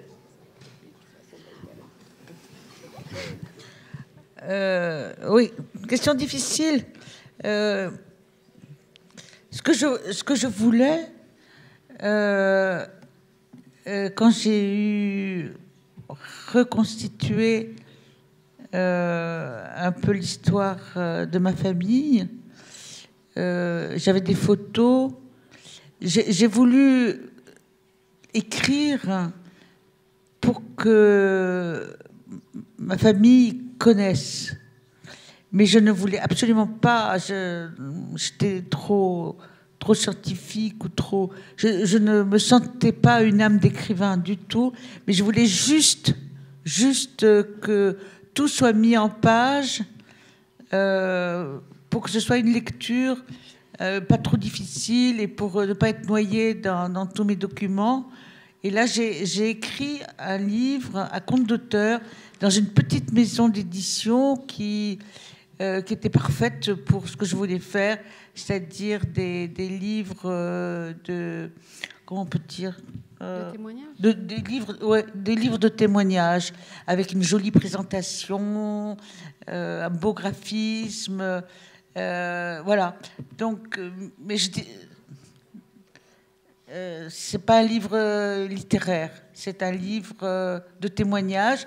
Et donc, que ce premier témoignage, qui en fait s'arrête en 1942 à la déportation de ma famille, soit repris et augmenté par la carte postale. Là, je trouve ça génial, quoi. Mais je suis pas écrivain. J'écris, mais pas de la littérature. Mais tu écris bien. Ah, c'est toi qui l'as dit. Ah, Lélia, elle écrit très bien. Elle dit qu'elle n'est pas écrivain, mais elle a une très belle écriture. Très belle plume, si, c'est vrai. Une autre question. Bonjour. Bonjour. Ici, juste sur votre gauche. Voilà. Maël pour le lycée Guy Chauvet de Loudun. On avait une question. Alors, c'était est-ce que vous êtes déjà éventuellement relancé dans la réécriture d'un prochain livre ou est-ce que vous comptez le faire prochainement? Et si oui, si vous avez déjà une idée en tête, plus orientée vers quel sujet? Alors, moi, j'écris des romans et du scénario. J'ai la double écriture. Donc là, je viens de terminer un scénario donc pour ce réalisateur dont je vous parlais, avec qui j'étais en pleine séance d'écriture quand vous m'avez appelé. Ça, c'est un scénario pour le cinéma. J'écris de la série aussi. J'ai écrit une série pour la chaîne Arte qui s'appelle... je dis au revoir à ceux qui s'en vont. Salut les amis. J'ai écrit une série pour la chaîne Arte qui s'appelle Mytho et que vous pouvez voir sur Netflix. Vous pouvez voir la saison 1 et la saison 2 sur Netflix. Et j'aime bien ça, j'aime bien alterner avec l'écriture de scénario. Parce que ça n'a rien à voir et que c'est très ludique d'écrire du scénario. Donc là, j'ai un nouveau projet d'une série que je vais écrire pour la plateforme Disney,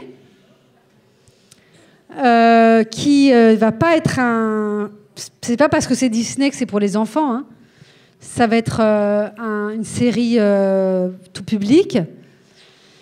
Donc ça, je suis en plein dedans. Et en fait, quand vous écrivez pour de la série, vous avez beaucoup de règles à respecter, beaucoup de codes. Vous devez respecter ce qu'on appelle des twists, des cliffs. Il faut qu'il se passe ça à telle minute ou telle minute. Et j'aime beaucoup cette notion de contrainte d'écriture. Donc ça, je suis en plein là-dedans. J'aime énormément. Et oui, j'ai commencé un nouveau roman qui, encore une fois, va être un roman sur ma famille, mais qui, sans dévoiler le sujet, qui va se dérouler au début des années 80. Donc là, c'est vraiment ma petite enfance et sur mes parents quand ils sont jeunes parents. Voilà. Bon, oui. Bonjour. Bonjour. Je m'appelle Armella et je viens de Romorantin-Lanthenay. J'aimerais vous demander si, en 4 ans d'écriture, est-ce que vous preniez le temps d'écrire tous les jours? Et si oui, combien de temps? Alors oui, j'écris tous les jours. Sauf exception. Aujourd'hui, par exemple, quand je vais rentrer chez moi ce soir, je ne vais pas écrire, je vais être épuisée. Donc, sauf exception, j'écris tous les jours. En général, le week-end aussi. J'écris au moins 1 heure par jour le week-end. Et sinon, la semaine, eh bien, j'écris toute la journée, un peu comme quelqu'un qui irait au bureau. Je mets les enfants à l'école et puis après, je rentre chez moi et j'écris jusqu'à aller chercher les enfants à l'école. C'est vraiment un travail quotidien. C'est mon métier. Est-ce que vous grignotez ou vous buvez quelque chose pendant que vous écrivez? Non, mais en fait, ce sont des vraies questions. Parce que quand vous écrivez, vous vous rendez compte que vous êtes un corps. Et que votre corps d'écrivain, il est entièrement engagé dans l'écriture. Et que si vous voulez écrire, il faut ménager votre corps et comprendre comment il fonctionne. Sinon, on ne peut pas écrire. Donc, c'est une question très importante que celle du corps. Moi, je me rends compte que, par exemple, je ne peux pas écrire si je suis fatiguée. Donc, si je veux faire mon métier, je suis obligée d'avoir une certaine discipline de vie. Je ne peux pas me coucher tard. Si je bois de l'alcool, par exemple, j'aime faire la fête ou boire un peu. Mais si je bois de l'alcool, le lendemain, je n'écrirai pas pareil. Parce que mon corps va être comme plein de gravier et plein de... Donc, je dois faire attention à ce que je mange. Si je mange mal, si j'ai trop mangé, mon corps va avoir envie de dormir. Je ne pourrais pas écrire. Donc, je suis comme un sportif qui, pour pouvoir écrire tous les jours, ou comme un sportif qui veut courir tous les jours, je suis obligée de faire attention à mon corps et à comment le nourrir, comment lui donner de l'énergie, pas trop. C'est essentiel. Oui. Bonjour, Loïc de Loudun. Bonjour Loïc. Oui. Daou. J'ai une question sur votre livre Gabriel. Oui. Vous l'avez écrit avec votre sœur, oui. Mais ça n'a pas été trop dur de se mettre en accord sur le sujet et la manière dont vous faites passer vos idées? Alors, le sujet, ça n'a pas été dur. Parce qu'en fait, ma sœur et moi, on rêvait d'écrire un livre ensemble. Et le plus dur était de trouver quel sujet qui allait justifier qu'on écrive ensemble. Et un jour, par hasard, c'était l'été, je lis une biographie de Marcel Duchamp. Et en lisant cette biographie, je découvre la figure de mon arrière-grand-mère, Gabrielle Buffet, et je me rends compte qu'elle est très marrante et qu'elle a fait des choses ahurissantes dans sa vie. Et je me suis dit, ça c'est notre sujet. Donc j'ai tout de suite appelé ma sœur et je lui ai dit, j'ai notre sujet pour notre livre. Donc ça n'a pas été compliqué. Après, la question est de savoir comment on allait écrire ensemble. Donc, on n'a pas écrit le livre en se disant, toi t'écris un chapitre, moi j'écris un chapitre. Ça aurait été trop facile. On a voulu vraiment écrire à 4 mains. Donc ça voulait dire, moi j'écrivais des morceaux du livre, elle aussi, et après on s'échangeait. Et moi je réécrivais ce qu'elle a écrit, et elle réécrivait ce que j'avais écrit. Et comme ça, c'était comme un mélange de nous deux. Et ça, en vrai, je ne l'aurais pu le faire avec personne d'autre que ma sœur. Parce que vos mots, c'est si important que vous ne pouvez laisser à personne l'autorisation d'y toucher. Mais ma sœur, elle avait tous les droits. Et comme je l'admire énormément en tant qu'écrivaine, quand elle réécrivait mes textes, je me disais, ce qu'elle a fait est mieux. Et donc, il y a eu une grande joie et une grande émulation à écrire ce livre ensemble, au point qu'au bout du compte, on ne peut pas dire qui a écrit quoi, parce que c'est vraiment un mélange de nous deux.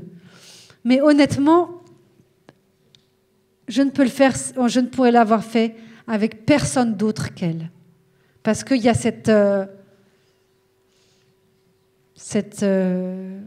le fait qu'on soit sœurs, c'est un peu comme si elle, c'était moi et moi, je suis elle. Je ne sais pas comment dire. Ça crée un rapport gémellaire ou qui est indescriptible.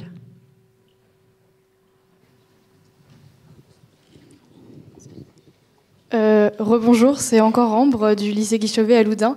J'avais une deuxième question. Est-ce que vous avez des conseils pour... Suspense. On n'a entendu que le début. Oui, un conseil bon. pour un conseil pour un écrivain ou une écrivaine en manque d'inspiration.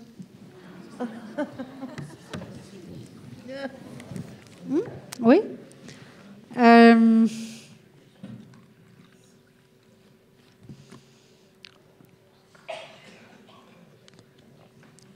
C'est très intéressant d'écrire quand on est en manque d'inspiration. Très intéressant. C'est parfois plus intéressant que lorsqu'on est inspiré. Donc quand tu es en manque d'inspiration, c'est intéressant de faire des exercices. De te dire, tiens, je vais décrire une conversation que je viens d'avoir. Tiens, je vais décrire quelque chose qui ne m'inspire pas. Tiens, je vais raconter l'histoire de mes parents. Tiens, c'est-à-dire de se forcer à, quoi qu'il arrive, écrire. Parce que tu peux être en manque d'inspiration, mais tu ne peux pas dire que tu es en impossibilité d'écrire. Donc, si tu te forces, eh bien, de là vont jaillir des idées qui sont des idées peut-être plus étranges ou plus originales que celles que tu aurais eues en sachant ce que tu voulais écrire. Donc moi, mon conseil, c'est il faut écrire tous les jours, et il faut écrire même quand on n'est pas inspiré. Ça vous arrive souvent d'être en manque d'inspiration ? Alors, donc, pour mes romans, non, parce que je sais toujours ce que je veux écrire pour mes romans. En revanche, pour les scénarios, parfois. Parfois, je suis sèche. Je me dis, mais je ne vois pas comment je vais aborder cette scène. Je ne vois pas comment je vais faire. Je ne le sens pas. Et je m'oblige à le faire. Et parfois, je me dis, tiens, si j'étais tel réalisateur, comment je l'aborderais, cette scène ?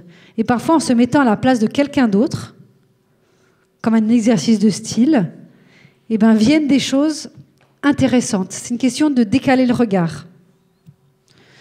Donc oui, pour les scénarios, il m'arrive souvent de manquer d'inspiration.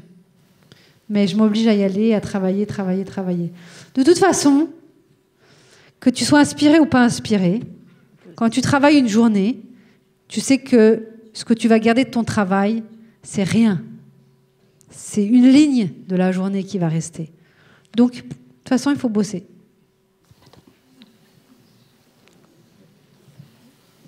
Oui.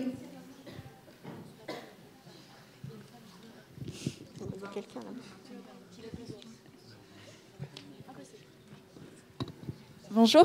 Bonjour. En haut à gauche, donc c'est encore Laura du coup de Poitiers et je voulais poser une question par rapport du coup Livre Gabriel toujours, mais vu que vous avez écrit ça avec votre sœur Claire et votre autre sœur n'a pas d'inconvénient à votre on va dire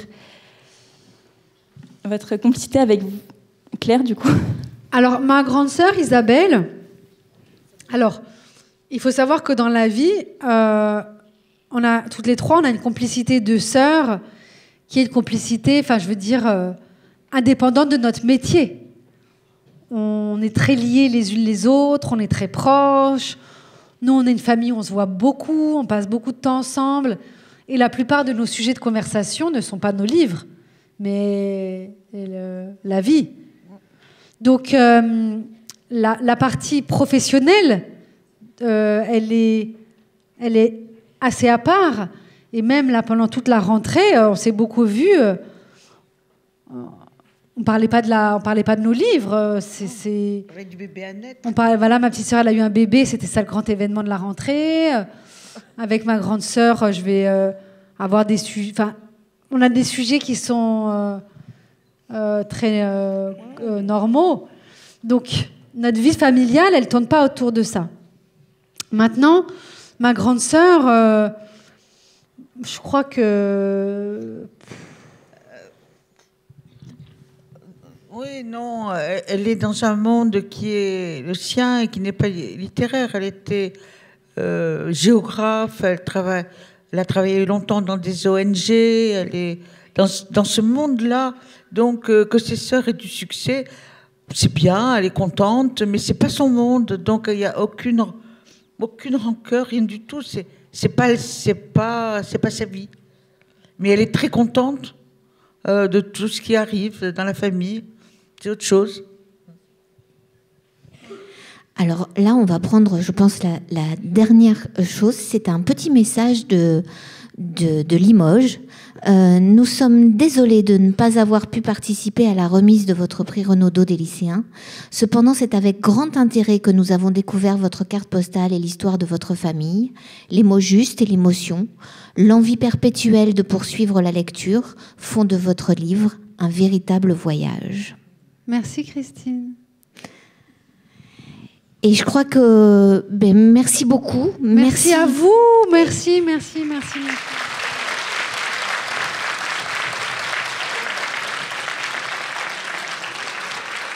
Et je voulais juste vous dire, parce que ça fait maintenant quelques années que j'anime ce prix, et je voulais vous remercier pour la qualité incroyable de vos questions et de ce moment parfait que nous venons de vivre. Et de votre écoute. Bravo.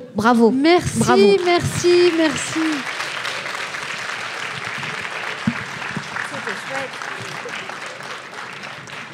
Alors là, ça va être le moment des dédicaces.